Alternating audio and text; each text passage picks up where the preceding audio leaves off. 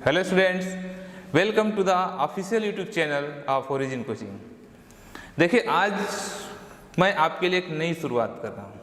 नई शुरुआत in the sense, अभी तक मैंने जितने वीडियो फिजिक्स के बनाए वो सब इंग्लिश मीडियम में बनाए हैं, लेकिन अभी कुछ दिनों से हिंदी मीडियम स्टूडेंट्स के और बहुत से टीचर्स के डिमांड आ रहे थे कि सर आप ये कंटेंट्स यदि आप हिंदी मीडियम में भी प्रोवाइड करा देते तो बहुत अच्छी बात होती। लेकिन मैं टाइम प्रॉब्लम के कारण, ये बात तो मेरे खुद के प्लानिंग में थी, लेकिन टाइम प्रॉब्लम के कारण मैं मैनेज नहीं कर पा रहा था। फिर भी मैंने सोचा कि बहुत से स्टूडेंट ऐसे हैं, हिंदी मीडियम के स्टूडेंट हैं, बहुत इंटेलिजेंट स्टूडेंट्स हैं, और ख़ासकर इस टाइम में जब हमारा पूरा देश कोरोना प्रॉब्लम के कारण लॉकडाउन कंडीशन से गुजर रहा है, स्टूडेंट्स के पास कोचिंग क्लासेस में जाने के लिए, स्कूल में जाने के लिए कंडीशन नहीं है, तो बहुत ज़्यादा रिक्वायरमेंट है। तो मैंने सोचा कि मैं हिंदी मीडियम के लिए भी बनाऊं, और आज ये मेरा हिंदी मीडियम के लिए फर्स्ट वीडियो है जिसको मैं क्लास 12th से स्टार्ट कर रहा हूं, और मैं कोशिश करूंगा कि कंटिन्यूअस आपको 11th और 12th दोनों क्लास के लिए मैं वीडियो प्रोवाइड करा सकूं। हिंदी मीडियम में कंटेंट्स, नेचुरली ये बात मैं अनुभव करता हूँ, मेरा बहुत लॉन्ग टीचिंग एक्सपीरियंस है, मैं ये बात हमेशा से महसूस करता हूँ कि हिंदी मीडियम स्टूडेंट्स के पास study material English medium student के कंपैरिजन में थोड़ा कम होता है।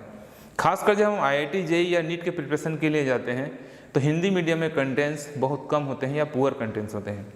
इस बात को भी ध्यान में रख के मैं कोशिश कर रहा हूँ, मैं मेहनत कर रहा हूँ कि मैं अपने हिंदी मीडियम स्टूडेंट्स को भी एक स्टैंडर्ड स्टडी मटेरियल प्रोवाइड करा सकूँ, ताकि कहीं भी उनको इंग्लिश मीडियम के स्टूडेंट के कंपेरिजन में, कंपटीशन में कोई प्रॉब्लम ना आए। तो मेरा आपसे एक रिक्वेस्ट है कि जिस तरह से मैं आपके लिए मेहनत कर रहा हूँ, आप भी कोशिश करिए कि आप मेरे साथ मेहनत करिए।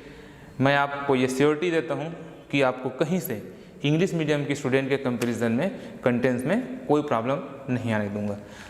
तो आज मैं स्टार्ट करता हूँ आपके लिए 12th क्लास फिजिक्स का पहला चैप्टर जो कि स्थिर वैद्युत है, और हमारे चैप्टर का नाम है वैद्युत आवेश तथा क्षेत्र।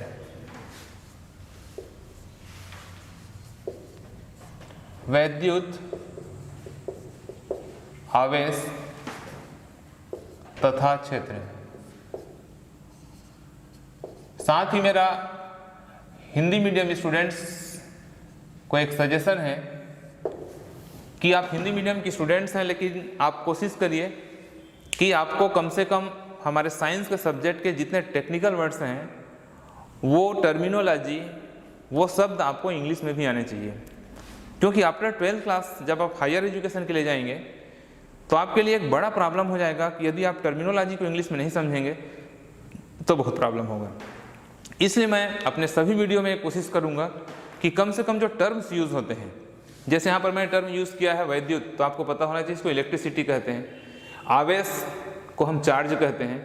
तो पूरी टर्मिनोलॉजी मैं इंग्लिश में प्रोवाइड कराऊँगा, और आपसे मेरा रिक्वेस्ट भी है कि आप उससे भागें मत। आप हिंदी के साथ साथ इंग्लिश टर्मिनोलॉजी को भी शुरू से ध्यान दीजिए। तो हमारे चैप्टर का इंग्लिश में नाम क्या हो जाएगा? Electric charge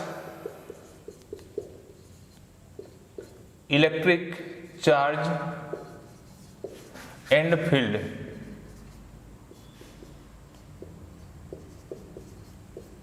electric charge and field, ये हमारे चैप्टर का नाम है। अब हम सबसे पहले अपने कॉन्सेप्ट क्लियर करते हैं कि वास्तव में जो चैप्टर का हमारा मेन हेडिंग है वैद्युत आवेश, इनको सबसे पहले समझते हैं। भाई विद्युत क्या है, आवेश क्या है, ये पहले समझना पड़ेगा, तब तो आपको चैप्टर समझ में आएगा। तो सबसे पहले हम डिस्कस करते हैं विद्युत के बारे में कि विद्युत क्या है, electricity, what is electricity.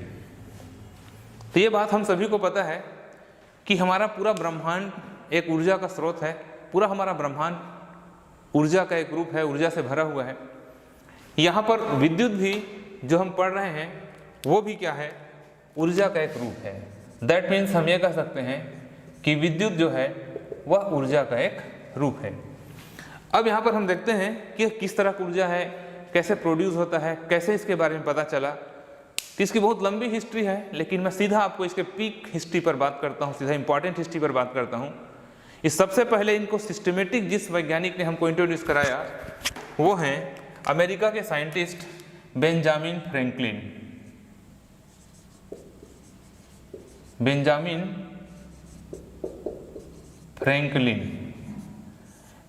Franklin नाम के साइंटिस्ट ने इलेक्ट्रिसिटी को हमको सिस्टमेटिक बताया, और ये एक घटना थी, एक प्राकृतिक घटना है। ऐसे भी मैं अपने फिजिक्स के सभी क्लास में जरूर डिस्कस करता हूँ कि वास्तव में हमारा सब्जेक्ट क्या है, प्रकृति का अध्ययन है। प्रकृति में होने वाली घटनाओं और उसके कारण को जानना ही फिजिक्स है। तो बेंजामिन फ्रैंकलिन ने भी इलेक्ट्रिक एनर्जी को, विद्युत ऊर्जा को एक प्राकृतिक घटना के द्वारा हमको इंट्रोड्यूस करा है। वो प्राकृतिक घटना क्या थी? बेंजामिन फ्रैंकलिन को पतंग उड़ाने का शौक था, और वो एक बार पतंग उड़ा रहे थे। कपड़े के बने हुए बहुत बड़े बड़े पतंग, अमेरिका में इसका कंपटीशन होता है, उनका पतंग बहुत हाइट में था। और जब वो पतंग उड़ा रहे थे इस तरह से, तो पतंग उड़ाते समय वो जो थ्रेड, वो जो धागा पकड़े हुए थे, उसमें अचानक मौसम खराब होने से, लाइटनिंग होने से, मतलब इसमें बिजली चमकने लगी आकाश में। जैसे ही आकाश में बिजली चमकने लगी तो बेंजामिन फ्रैंकलिन ने देखा कि उनको हाथ में रखे हुए धागे पर कुछ झटका जैसा शाक, इलेक्ट्रिक शाक जिसको अपन कहते हैं, एहसास हुआ। और यहीं पर बेंजामिन फ्रैंकलिन ने यह बात डिक्लेयर किया कि वास्तव में आकाश में जो हमको बिजली दिखाई देती है, जिसको हम लाइट कहते हैं, वास्तव में आज भी जिन लोग साइंस के उतने जानकार हैं उसको प्रकाश समझते हैं, लेकिन बेंजामिन फ्रैंकलिन ने बताया कि वास्तव में प्रकाश नहीं, वो क्या है, विद्युत है। यहीं से हम विद्युत के बारे में थोड़ा जानना स्टार्ट किए। बाद में वैज्ञानिकों ने सोचा कि बेंजामिन फ्रैंकलिन ने जो विद्युत के बारे में बताया, उसके प्रोड्यूस होने का, उसके डेवलप होने का कारण क्या है। तो यहाँ पर पता चला कि उसका कारण है घर्षण। किस तरह का घर्षण? बादलों के बीच में घर्षण। क्लाउड्स, स्काई में जो बादल होते हैं वो मोशन कंडीशन, मूविंग कंडीशन में होते हैं, तो वो या तो अगल बगल गुजरते हुए या आमने सामने से टकराने से, इसीलिए आप देखते होंगे जब भी लाइटनिंग होती है तो गरज भी हमको सुनाई देता है, साउंड भी सुनाई देता है। क्यों? उनका टक्कर है, बादलों का टक्कर है। इस तरह से क्या हुआ, देखा वैज्ञानिकों ने देखा कि यहाँ पर जो विद्युत उत्पन्न होता है उसका कारण क्या है, घर्षण। और इस बात को लेके वैज्ञानिकों ने फिर प्रयोगशाला में प्रयोग किया। प्रयोगशाला में किस प्रकार का प्रयोग किया? देखिए, ये बात तो पता चल गया कि विद्युत के उत्पन्न होने का कारण क्या है, घर्षण। तो इस पर प्रयोग किस प्रकार से? पहला प्रयोग जो लैब में हुआ वो इस प्रकार का था। एक हम कांच का छड़ ले लिए, ये कांच का छड़ है, और इस कांच के छड़ को फलालेन के कपड़े से या बिल्ली के ऊपर के उसके बाल से, हेयर से बिल्ली के इस प्रकार से रगड़े, और रगड़ने के बाद उसको एक धागे से लटका के स्वतंत्रता पूर्वक लटका दिए। इसके बाद एक और राड लिया, सपोज ये मेरा एक राड है, इसको लेकर मैं ऐसे लटका दिया, एक मार्कर दूसरा राड है उसको लाया और हम इसके पास में उसको लेके आए। ये भी कांच का छड़ था, दोनों कांच के छड़ हैं। जब इसको इसके पास में लाया गया, पहली घटना ये, जब इसको पास में लाया गया तो ये कांच का छड़ इस कांच के छड़ को क्या करता है, प्रतिकर्षित करता है। ये इसको प्रतिकर्षित करता है, माने उसको क्या करता है, ढकेलता है। दूसरे नंबर में इस प्रयोग को थोड़ा सा चेंज किया गया। एक तो हमने ले लिया कांच का छड़ जिसको हम घर्षण कराए, और दूसरा जो राड हम लेके आए उसको लेके आए एबोनाइट का। एबोनाइट भी एक तरह का पदार्थ है। इस तरह से एबोनाइट के राड को लेके आया तो वैज्ञानिकों ने क्या देखा कि यहाँ पर आकर्षण की घटना होती है, ये एक दूसरे को आकर्षित करते हैं। ये दो घटना प्रयोगशाला में करके देखा गया। तो यहाँ से वैज्ञानिकों ने एक निष्कर्ष निकाला। किस तरह का निष्कर्ष निकाला कि भाई जब दोनों समान पदार्थ थे तो प्रतिकर्षण हुआ, और जब दोनों मटेरियल को हम चेंज कर दिए, कांच या कार्बोनाइट कर दिया, तो उसमें क्या हुआ, आकर्षण हुआ। तो चूंकि यहाँ प्रतिकर्षण और आकर्षण दो तरह की घटना हो रही है, तो निश्चित रूप से यहाँ पर कोई दो तरह का चीज उत्पन्न हो रहा होगा। जैसे चुंबक में दो पोल होते हैं, नॉर्थ और साउथ, क्योंकि इलेक्ट्रिसिटी के पहले हमको मैग्नेटिज्म के बारे में पता था, चुंबक के बारे में पता था। तो यहाँ पर देखा गया कि कुछ दो चीज उत्पन्न हो रहा होगा, और उसको उन्होंने नाम दिया आवेश। मैं आपको बाद में बताऊंगा आवेश का सिस्टमेटिक डेफिनेशन। उसको उन्होंने आवेश कहा, इंग्लिश में हम बोलते हैं इसको क्या, चार्ज। ये आवेश। तो घर्षण के दौरान, इनके घर्षण के दौरान जो चीज उत्पन्न हो रहा है उसको आवेश कहा गया, और आवेश के दो प्रकार बताए गए, एक धन आवेश पॉजिटिव चार्ज और दूसरा ऋण आवेश। इस तरह से आवेश के दो प्रकार होते हैं, धन आवेश और ऋण आवेश। क्लियर? अब सवाल यहाँ पर ये उठता है कि कांच और एबोनाइट में किसमें धन आवेश है, किसमें ऋण आवेश है। तो पहले एक परिपाटी की तरह मान लिए कि कांच में जो आवेश उत्पन्न हो रहा था वो धन आवेश उत्पन्न हो रहा था। तो कांच में यहाँ पर हम क्या आवेश उत्पन्न कर दिए, धन आवेश, और एबोनाइट में जो आवेश उत्पन्न हो रहा था वो ऋण आवेश उत्पन्न हो रहा था। इस प्रकार वैज्ञानिकों ने बताया, चूंकि दोनों कांच का छड़ है और दोनों में समान आवेश है, तो समान आवेश में प्रतिकर्षण होता है, यह बताया। और यहाँ पर क्या है, कांच में धन है, एबोनाइट में ऋण है, तो असमान आवेश में आकर्षण होता है, ये बात पता चला। तो ये एक स्टार्टिंग कॉन्सेप्ट था जो शुरुआत में आया, लेकिन कुछ दिनों बाद ही हमारा जो कॉन्सेप्ट है वो फेलियर डिक्लेयर हो गया। क्यों फेलियर हो गया, असफल हो गया? क्यों हो गया? क्योंकि यहाँ पर इनके प्लस और माइनस आवेश उत्पन्न होने का हमारे पास कोई रीजन नहीं था। हमने मान लिया था कि माना कि कांच के छड़ के पास धन आवेश है, हम कैसे जाने कि उसी के पास धन आवेश है? ये भी तो हो सकता था कि कांच के पास ऋण रहा होगा, एबोनाइट के पास धन रहा होगा। कुल मिला के कॉन्सेप्ट प्रॉपर क्लियर नहीं था। तो बाद में मॉडर्न फिजिक्स में जब इस पर आगे वैज्ञानिकों ने अध्ययन किया तो इसका जो थ्योरी आया, जिसको हम बोलते हैं आवेश उत्पत्ति का इलेक्ट्रॉनिक सिद्धांत, जो कि बहुत इंपॉर्टेंट कॉन्सेप्ट है और आपके एग्जाम में भी ये कॉन्सेप्ट पूछा जा सकता है। तो ये मैंने आपको शुरुआत में जो बताया, एक तरह से एक इंट्रोडक्शन बताया, एक हिस्ट्री बताया। अब हम यहाँ पर देखते हैं आवेश उत्पत्ति का कारण। वास्तव में उसको कहते हैं आवेश उत्पत्ति का कारण, मीन्स आवेश उत्पत्ति का इलेक्ट्रॉनिक सिद्धांत। इलेक्ट्रॉनिक सिद्धांत, इलेक्ट्रॉनिक थ्योरी ऑफ चार्ज, ये मॉडर्न थ्योरी है। इस थ्योरी के बाद आपको पता चल जाएगा कि वास्तव में घर्षण के कारण आवेश क्यों उत्पन्न हो रहा है। तो यहाँ पर देखिए, यहाँ पर हम इमेजिन करते हैं, कल्पना करते हैं कि सपोज ये एक पदार्थ है और ये एक दूसरा पदार्थ है। ये अलग अलग पदार्थ के एटम हैं, ये उसके कण हैं, अणु हैं, इसके दो अलग अलग पदार्थ हैं ये। अब क्या किया गया, इन दोनों के बीच में क्या कराया गया, घर्षण। इनके बीच में जब घर्षण कराया दोनों के बीच में, तो घर्षण कराने से क्या होता है, इनको बाह्य ऊर्जा प्राप्त होता है। क्योंकि जब भी हम फ्रिक्शन करते हैं, घर्षण करते हैं, तो वहाँ पर जो इलेक्ट्रॉन होते हैं वो एक्सटर्नल एनर्जी, बाह्य ऊर्जा प्राप्त करते हैं और उत्तेजित अवस्था में आ जाते हैं। और ये बात अपने को पता है कि इसके न्यूक्लियस में जो पॉजिटिव चार्ज होता है, प्रोटॉन, और इलेक्ट्रॉन क्या होता है, इसके बाहरी कक्षा में चक्कर लगाते हैं इस तरह से।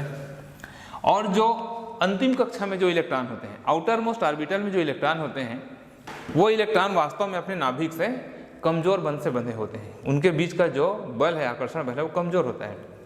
तो जैसे ही हम इन दोनों एटम में घर्षण कराते हैं, तो वाह ऊर्जा प्राप्त करने के बाद एक पदार्थ का इलेक्ट्रॉन, अभी देखो, अभी इसमें इलेक्ट्रॉन और प्रोटॉन की संख्या बराबर है, मतलब ये विद्युत उदासीन है, इसमें ना तो अभी पॉजिटिव चार्ज है ना तो निगेटिव चार्ज है।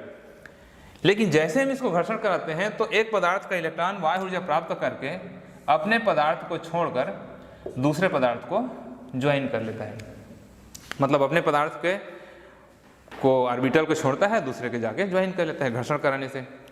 इस प्रकार देखिए, घर्षण के पश्चात जब हम दोनों को अलग करते हैं तो इसमें इलेक्ट्रॉन की कमी हो जाती है। इलेक्ट्रॉन की कमी होने के कारण यह धन आवेश की तरह, और यहाँ इलेक्ट्रॉन की वृद्धि हो जाती है क्योंकि इलेक्ट्रॉन पा रहा है, तो इलेक्ट्रॉन की वृद्धि के कारण यह ऋण आवेश की तरह व्यवहार करने लगता है। यह है आवेश उत्पत्ति का इलेक्ट्रॉनिक सिद्धांत।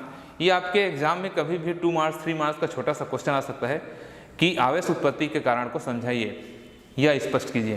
तो आपको यही लिखना है कि जब दो पदार्थों के बीच घर्षण कराया जाता है तो जिस पदार्थ के अंतिम कक्षा के इलेक्ट्रॉन वायु ऊर्जा प्राप्त कर अपने ऑर्बिटल को छोड़कर, अपने कक्षा को छोड़कर दूसरे कक्षा में चले जाते हैं, वो धन आवेश की तरह। और जो इलेक्ट्रॉन को ग्रहण करता है, जो इलेक्ट्रॉन त्यागता है, वो धन आवेश है, और जो इलेक्ट्रॉन ग्रहण करता है वो क्या है, ऋण आवेश है। इस प्रकार से धन आवेश और ऋण आवेश का कॉन्सेप्ट आया। यही है इसके घर्षण से आवेश उत्पन्न होने का कारण, जो मॉडर्न थ्योरी है। अब हम यहाँ पर देखते हैं, देखिए आज का मेरा जो क्लास है, पहला जो क्लास होता है, एक बात आप ध्यान रखेंगे, क्योंकि हिंदी मीडियम वाले ये मेरा फर्स्ट क्लास अटेंड कर रहे हैं, आगे आपको बहुत सारे क्लास अटेंड करने हैं, तो मैं एक बात आपको स्टार्टिंग में ही बता दूं कि कभी भी कोई मैं न्यू चैप्टर स्टार्ट करूंगा, मेरे स्टडी का टेक्निक है वो कि कभी भी मैं फर्स्ट चैप्टर स्टार्ट करूंगा, चाहे मैथ्स का क्लास हो चाहे फिजिक्स का क्लास हो, क्योंकि दोनों सब्जेक्ट के वीडियो मैं आपको प्रोवाइड कराता हूँ। देखिए मैथमेटिक्स के लिए आपको अलग से हिंदी मीडियम के क्लास का ज़रूरत नहीं है, क्योंकि मैथमेटिक्स में जो इंग्लिश लैंग्वेज जो टर्म यूज़ होता है वो बहुत कॉमन है, हर हिंदी मीडियम के स्टूडेंट भी समझता है, और ज़्यादातर तो उसमें अपने स्टेप सॉल्व करने होते हैं, इसलिए ज़रूरत नहीं है। तो आप में से जितने लोग मैथमेटिक्स फैकल्टी के स्टूडेंट्स हैं वो नेचुरली मेरा मैथमेटिक्स के बहुत सारे वीडियो मैंने प्रोवाइड कराए हैं, वहाँ से आप कंसल्ट कर सकते हैं प्रॉब्लम फिजिक्स में। तो आपको क्या करना है, सबसे पहले जो पहले दिन का मेरा क्लास होता है उस क्लास को आपको ढंग से समझना है, क्योंकि आगे का पूरा चैप्टर उसी फर्स्ट क्लास के फंडामेंटल पर डिपेंड होता है। क्लियर? तो देखिए हमारा अगला टॉपिक है आवेश का क्वांटीकरण। आवेश का क्वांटमीकरण। आवेश का क्वांटमीकरण, क्वांटिजेशन ऑफ चार्ज।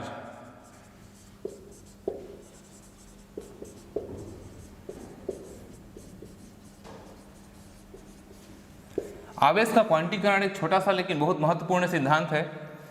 ये आवेश का क्वांटीकरण क्या होता है, देखिए आवेश का क्वांटीकरण का स्टेटमेंट है, इसका कथन है Q equal to N into E। ये इसका फार्मूला है, जहां पर Q क्या है, किसी पदार्थ पर कुल आवेश की मात्रा है, कुल आवेश है किसी भी पदार्थ पर। N क्या है, एक पूर्णांक है, पूर्णांक का मतलब plus minus 1 plus minus 2, integer बोलते हैं जिसको इंग्लिश में। और E है एक इलेक्ट्रॉन पर आवेश का मान, जो कि होता है 1.6 into 10 to the power minus 19 coulomb. ये तो आवेश का क्वांटीकरण का फार्मूला है। अब ये इसको हम किस तरह से कह सकते हैं, देखिए किसी पदार्थ पर आवेश की कुल मात्रा, ये आवेश की कुल मात्रा है, उस पदार्थ पर उपस्थित एक इलेक्ट्रॉन के आवेश का पूर्ण गुणज होता है। ये गुणज है, मतलब उसका गुणा हो रहा है, पूर्णांक गुणज होता है। कहने का मतलब इसको मैं इजी लैंग्वेज में बोलूं, इसका मतलब क्या है कि किसी भी पदार्थ पर जो कुल आवेश होगा वो इलेक्ट्रॉन का पूर्ण गुणज होगा। मतलब उसको हम विभाजित नहीं कर सकते। हम ऐसा नहीं कर सकते कि इस पदार्थ में 7/2 इलेक्ट्रॉन है, वो रहेगा तो 7, नहीं तो 8, नहीं तो 9, 7/2 नहीं हो सकता। माने उसको विभाजित नहीं किया जा सकता। ये हम उसको एक कॉमन लैंग्वेज में, आपको इजी लैंग्वेज में बता रहे हैं कि किसी भी पदार्थ पर आवेश की जो कुल मात्रा है उसके एक इलेक्ट्रॉन पर आवेश का पूर्ण गुणज होगा। फॉर एग्जाम्पल कि किसी पदार्थ पर जो आवेश है वो प्लस माइनस 1E होगा, या प्लस माइनस 2E होगा, या प्लस माइनस 3E होगा, प्लस माइनस 4E होगा, मतलब पूर्णांक में होगा। ये तो कहलाता है आवेश का क्वांटीकरण। लेकिन मैं आपको एक इम्पॉर्टेंट बता दूं, रिसेंटली अभी कुछ सालों पहले ही अमेरिका के वैज्ञानिकों ने कुछ ऐसे पदार्थ, कुछ ऐसे इलेक्ट्रॉन पाया है जो क्या होता है, भिन्नात्मक रूप में होता है, जिसका नाम दिया गया है क्वार्क। ये आपको एक जनरल नॉलेज की तरह मैं बता रहा हूँ, एग्जाम में आएगा तो आपको इसी बात को लिखना है। ये अपवाद है, अपवाद तो नहीं कह सकते, वो फैक्ट मिल चुका है, अभी रिसेंटली मिला है, उसको हम क्वार्क कहते हैं, QUARK। और क्वार्क हमको 2 मिला है, एक प्लस माइनस 1/3E और दूसरा मिला है प्लस माइनस 2/3E। ये 2 तरह के क्वार्क मिले हैं, जिसमें से प्लस 1/3 को अप क्वार्क और माइनस 2/3 को डाउन क्वार्क भी कहा जाता है। ठीक है, तो ये क्वार्क कहलाता है, ये आप अलग से ध्यान रखेंगे। तो आवेश का क्वांटीकरण क्या कहता है, किसी पदार्थ पर आवेश की कुल मात्रा उस पदार्थ पर उपस्थित एक इलेक्ट्रॉन पर आवेश का पूर्ण गुणज होता है। क्लियर? फॉर एग्जाम्पल यहाँ पर एक छोटा सा न्यूमेरिकल मैं आपको बता दूं कि जैसे 1 कूलाम चार्ज पर, suppose Q equal to 1 coulomb charge है, तो 1 कूलाम चार्ज पर नंबर ऑफ इलेक्ट्रॉन कितना होगा।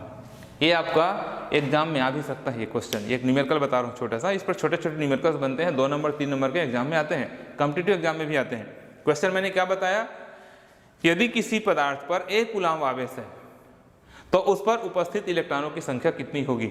तो किस तरह से कैलकुलेशन होगा, यहाँ पर इस फार्मूला को हम n के लिए सॉल्व कर दें तो क्या लिख सकते हैं, n equal to Q upon E लिख सकते हैं। ई को इधर पक्षांतर कर दें तो n equal to Q upon E हो जाएगा। दैट इक्वल, इसको सॉल्व कर दें तो कितना कूलाम आवेश है पदार्थ में, 1 कूलाम।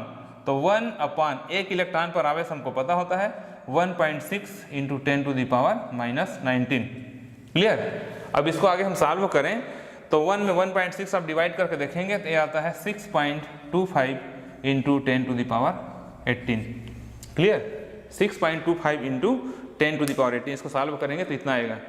तो इसे क्या आंसर निकला कि यदि किसी पदार्थ पर 1 कूलाम आवेश है तो उपस्थित उस पर इलेक्ट्रॉनों की संख्या 6.25 into 10 to the power 18 electron उसके पास होगा। क्लियर, ये है आवेश का क्वांटीकरण। एक छोटा सा कॉन्सेप्ट है लेकिन है बहुत important. Now next concept is आवेश संरक्षण का सिद्धांत। ये जितना भी कॉन्सेप्ट आपको स्टार्टिंग में बताया जा रहा है ये क्या है, बेसिक फंडामेंटल है, लेकिन एग्जाम में आते भी हैं। आवेश संरक्षण का सिद्धांत,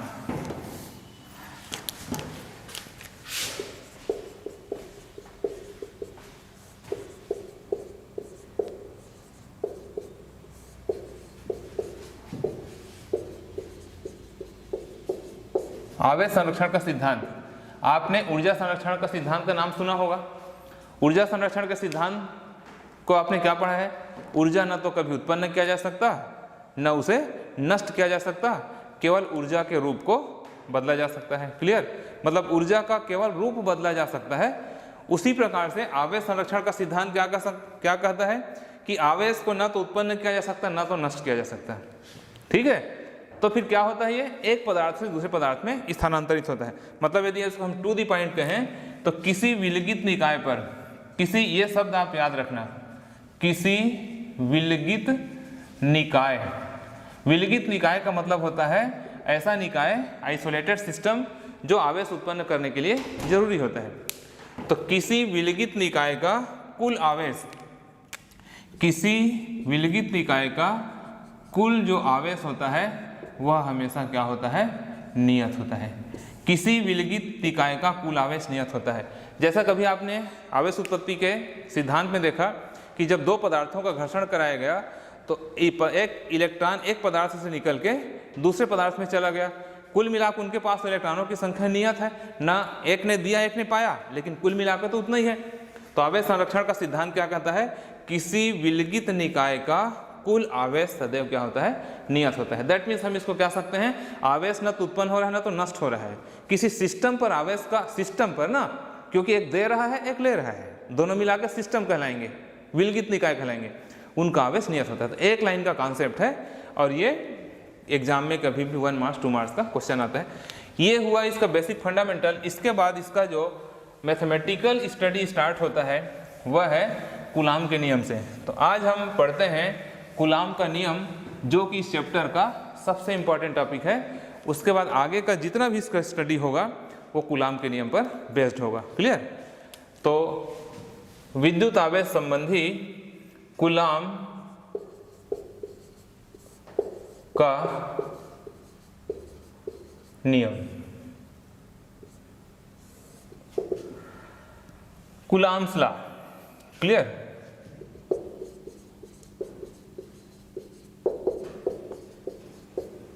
कूलाम्स इनवर्स इसके अलावा भी बोलते हैं इसको, कूलाम का नियम। तो सबसे पहले हम देखें इसका कथन। जब आपको एग्जाम में लिखना होगा तो सबसे पहले आपको इसका कथन लिखेंगे। कथन वर्ड टू वर्ड आपको लिखना है जैसे कूलाम ने बताया था। कभी भी आप ध्यान रखना, आपको यदि बोर्ड एग्जाम में बहुत अच्छा मार्क्स स्कोर करना है तो वैज्ञानिकों के कथन को या किसी परिभाषा को आप कोशिश करिए कि शब्दशः लिखें, उसमें ज़्यादा अपने कॉमन लैंग्वेज को यूज़ मत करिए, क्योंकि ये उसका स्टेटमेंट है, उसका कथन है। तो यहाँ पर हम देखते हैं कि कूलाम ने अपने नियम में क्या बताया था। ठीक है, तो देखो सबसे पहले यहाँ पर आप मान लो कि माना कि ये एक Q1 आवेश है। क्लियर। और एक दूसरा आवेश है, इसका मान है Q2। एक Q1 और Q2 दो आवेश है। क्लियर। अब हम मान लेते हैं कि इन दोनों आवेशों के बीच की दूरी मान लो क्या है, R है। R दोनों के बीच की दूरी है और इन दोनों के बीच में लगने वाला जो बल है या तो आकर्षण भी हो सकता है या प्रतिकर्षण भी हो सकता है, क्योंकि दोनों आवेश यदि समान आवेश होंगे तो प्रतिकर्षण होगा और असमान आवेश होंगे तो आकर्षण होगा। तो ये कंडीशन में कूलाम के दो कथन है। पहला कथन कहता है कि इनके बीच में लगने वाला जो बल है वह दोनों के आवेशों के गुणनफल के समानुपाती होता है, ये समानुपात का चिन्ह है। और दूसरा नियम कहता है F समानुपाती 1/r², जिसको हम व्युत्क्रमानुपाती भी कह सकते हैं। तो कथन में क्या बोला कूलाम ने, किन्हीं दो आवेशों के मध्य लगने वाला बल, किन्हीं दो आवेशों के मध्य लगने वाला बल उनके आवेशों के गुणनफल के समानुपाती और उनकी बीच की दूरी के वर्ग के व्युत्क्रमानुपाती होता है। यह है कूलाम के नियम का कथन। एक बार और ध्यान से सुनिए, किन्हीं दो आवेशों के मध्य लगने वाला आकर्षण या प्रतिकर्षण बल, क्योंकि ये बल दोनों हो सकता है, मैंने बताया, किन्हीं दो आवेशों के मध्य लगने वाला आकर्षण या प्रतिकर्षण का बल उन दोनों आवेशों के गुणनफल के समानुपाती तथा उनकी बीच की दूरी के वर्ग के व्युत्क्रमानुपाती होता है। क्लियर। अब इसको हम दोनों को मिला दें तो क्या मिलेगा अपने को, देखिए, देयरफॉर 1 तथा 2 से, 1 तथा 2 से दोनों को मिला दिया जाए तो हमको क्या संबंध मिलेगा, F समानुपाती Q1 इंटू Q2/r²। अब आगे इसको सॉल्व किया जाए तो F बराबर यहाँ पर एक समानुपातिक नियतांक का गुणा करेंगे जो कि K है, तो K Q1 इंटू Q2/r² हो जाएगा। इसको हम दे देते हैं रिलेशन नंबर 3। अब आगे कूलाम ने बताया CGS पद्धति में, CGS पद्धति में उन्होंने K का मान कितना बताया, 1 इकाई बताया। इस मान को यहाँ पर रख दें तो F बराबर हो जाएगा Q1 इंटू Q2/r²। डायन क्या है, बल का यूनिट है CGS सिस्टम में। क्लियर। बाद में कूलाम ने बताया SI यूनिट के लिए, सपोज हम इसको SI यूनिट के लिए अंतर्राष्ट्रीय स्टैंडर्ड प्रणाली के लिए यूज करें तो कूलाम ने बताया कि जो K का मान होता है 1/4 पाई, इसको बोलते हैं एप्सिलॉन नॉट, नॉट मतलब जीरो, नाइस, एप्सिलॉन नॉट। तो K का मान होता है 1/4 पाई एप्सिलॉन नॉट और जिसका आंकिक मान होता है 9 इंटू 10⁹, ये इसका आंकिक मान है। क्लियर। इस मान को हम यहाँ पर भर दें तो क्या मिल जाएगा। अच्छा, यहाँ पर आप ध्यान रखना, ये जो एप्सिलॉन नॉट है वो क्या है, निर्वात की विद्युतशीलता है, निर्वात की विद्युतशीलता, इंग्लिश में बोलते हैं परमिटिविटी। एप्सिलॉन निर्वात की विद्युतशीलता, आगे इसके बारे में बात करेंगे। अब इस वैल्यू को हम समीकरण 3 में रख दें तो अपने को मिल जाएगा F = 1/4 pi epsilon not Q1 into Q2/r², या इसको लिख सकते हैं F = 9 into 10⁹ Q1 into Q2/r²। ये अब इसका मात्रक क्या हो जाएगा, न्यूटन, क्योंकि क्या है, ये बल का मात्रक है MKS पद्धति में। ये हो गया कूलाम का नियम। अब इसमें एक इम्पॉर्टेंट कॉन्सेप्ट है एकांक आवेश की परिभाषा, एकांक आवेश का कॉन्सेप्ट, ये बहुत इंपॉर्टेंट है, एग्जाम में कई बार पूछा है। एकांक आवेश, इंग्लिश में बोलेंगे यूनिट चार्ज। ये एकांक आवेश का कॉन्सेप्ट क्या है, किसके आधार पर, कूलाम के नियम के आधार पर। तो कूलाम के एकांक आवेश का नाम से स्पष्ट है कि उसका आवेश का मान कितना होता, 1 होता होगा, लेकिन हमको कूलाम के नियम के अनुसार इसको निर्धारित करना है। तो यहाँ पर देखिए F के मान को, यदि हम F बराबर 9 × 10⁹ न्यूटन मान लें, दोनों आवेश को Q1 बराबर Q2 को हम Q मान लें, इसकी जो बीच की दूरी है R उसको 1 मीटर हम मान लें, और ये पूरे वैल्यू को यदि हम इस इक्वेशन में पुटअप कर दें तो क्या मिलेगा अपने को, 9 into 10⁹ equal to 9 into 10⁹ 9 into Q upon 1। Clear, ये हो जाएगा। अब यहाँ से ये दोनों कैंसिल हो जाएंगे और यहाँ पर देखिए q इंटू क्यू स्क्वायर हो जाएगा, तो ये हो गया q1, इसलिए q equal two plus minus 1। ये हो गया एकांक आवेश। अब यदि हमको एकांक आवेश की परिभाषा करना है तो आप ध्यान रखना, ये कूलाम ने ये जो कांस्टेंट बताया ये सिर्फ किसके लिए है, वायु या निर्वात के लिए है। ये वायु या निर्वात के लिए है, क्योंकि मैं यहाँ पर बताया निर्वात की विद्युतशीलता है ये। क्लियर। तो एकांक आवेश की परिभाषा हम किस तरह से करेंगे, थोड़ा ध्यान से सुनिए।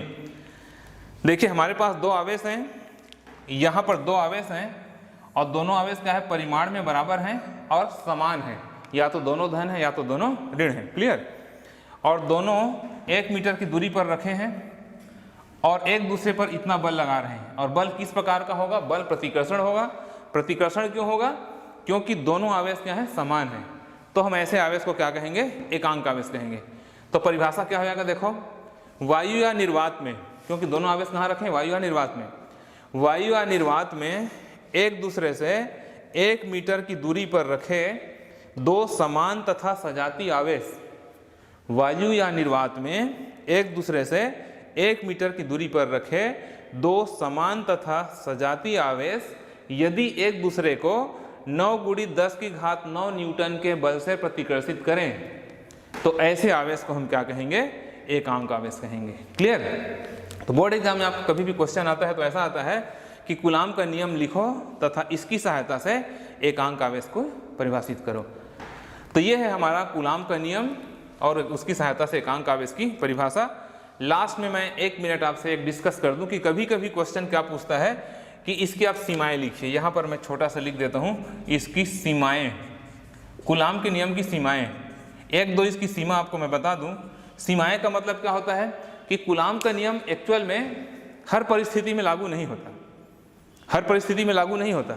तो कुछ इसके लिमिटेशंस हैं। कई बार बोर्ड एग्जाम में पूछा है कूलाम का नियम लिखो तथा इसकी सहायता से एकांक आवेश की परिभाषा लिखो तथा कूलाम के नियम की सीमाओं की व्याख्या कीजिए कि किस किस कंडीशन पर वो अप्लाई होता है।